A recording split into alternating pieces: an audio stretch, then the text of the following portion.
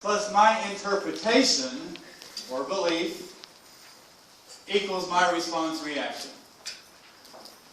I'll say that again. My original experience plus my interpretation or belief of that experience equals my response or reaction. And you notice that you can go one way or the other either.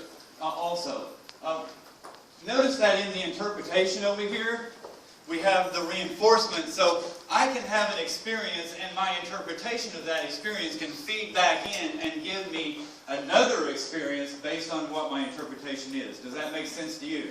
Yes. Okay, good. Now, response is positive, reaction is negative. If the doctor says that your body has responded to the medication, is that usually positive or negative? If the doctor says your body has had a reaction to the medication, is that positive or negative? It's a negative thing. So, we choose in the moment of our interpretation and our belief, and we interpret things differently. Donna, you and I can have the same experience, but we might interpret that experience differently.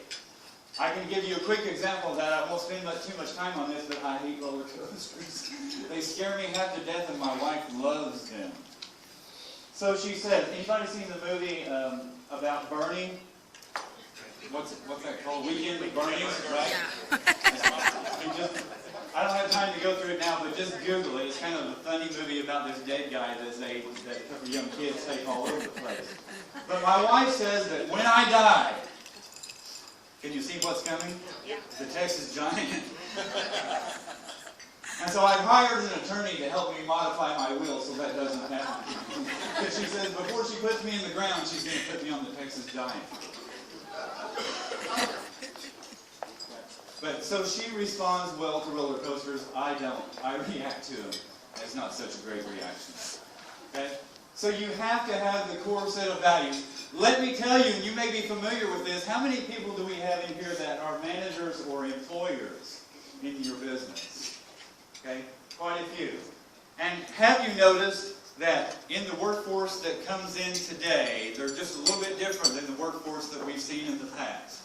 There's a whole generational thing going on. We now have between 4 and 5 generations in the workforce. And in fact, I talk about that and how that you can get a system down to transfer that information. And so that's very important. But this workforce that's coming in sometimes has never been taught any values whatsoever. Did you know that? And so it is up to us to educate, and even if you're not an employer, as a peer, educate your peers on the values of the company. Your values in your organization should not be any surprise to anybody, because you should be talking about those every single day, every single moment. That should be your life, breath, at least at work. And of course, your personal values are also important. So we have to show those and teach those to the generation coming in. Live your values was the next thing that is up there. And then the second thing here, key number 2, is gather all the facts or data necessary for making a decision. Now again, you can find this stuff out on the internet, the different steps. This is actually one of the steps to making a good decision. But it is important that you gather the facts or data. There are several big companies that we deal with at Destiny Seminars that we help either develop training or a program, or we deliver a program or coach, or the combination of all those different things. I can't name drop because of some of the stuff that I've signed, but I can tell you that with some of these companies you can get linked up, or you can eat candy from another planet, or you can take your dog and they will pet your dog when you walk in the door. And one of these companies that I'm talking about right now is going through a huge corporate shift in the way that they're teaching their employees about how they think about corporate earnings. It's a difficult topic to talk about. But don't you know that from the factories and all these other things, they have to have the right kind of data to make the decisions that they make. Does that make sense? If I don't have the right data, I'm going to make a bad decision oftentimes. So make sure that you gather all the facts, just the facts. You've heard that before, right? Just the facts, man. Here's the other side of that, because that can bite you too. Some of you, and me too included, because I've got, people say I have multiple personalities, I think, but If you look at the quadrants of 4 different personalities, I'm kind of somewhere right in the middle, so I say I'm pretty well balanced. Others say I'm schizophrenic. But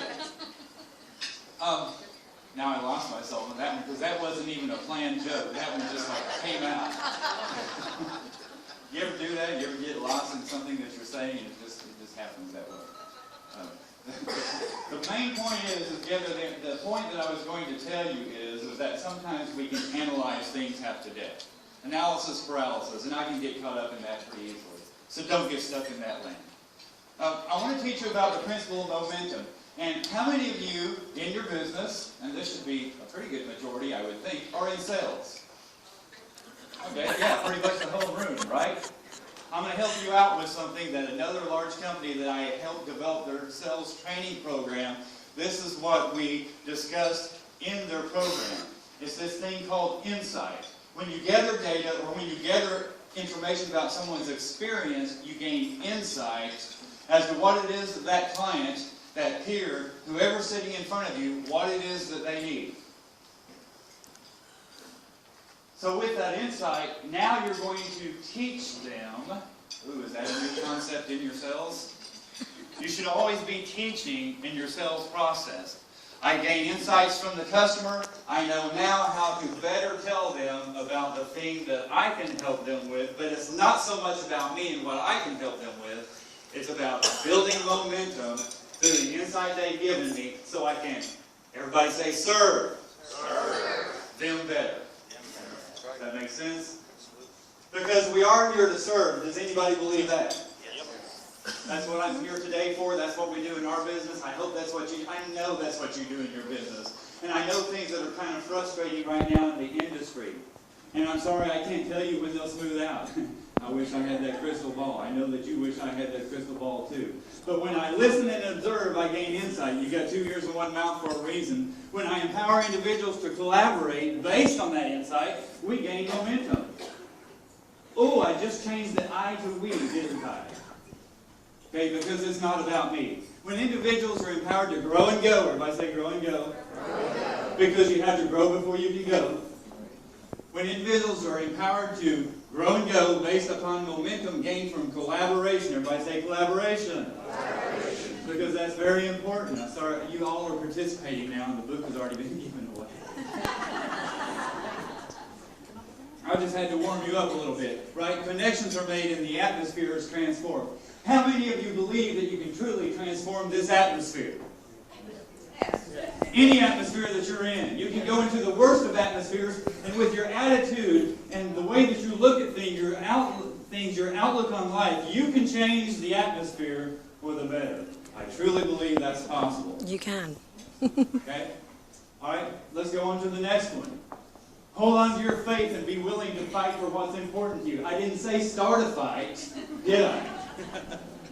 I didn't say fight about every little thing that there is, because that's not what this is about. But you have to hold on to your faith, because faith is something that we haven't seen yet, but we believe is going to happen for us in the future. And then we have to determine, we have to make that decision. See where this is a good decision? We have to make the decision what's worth fighting for and what's not. The lion will lay there and wait for the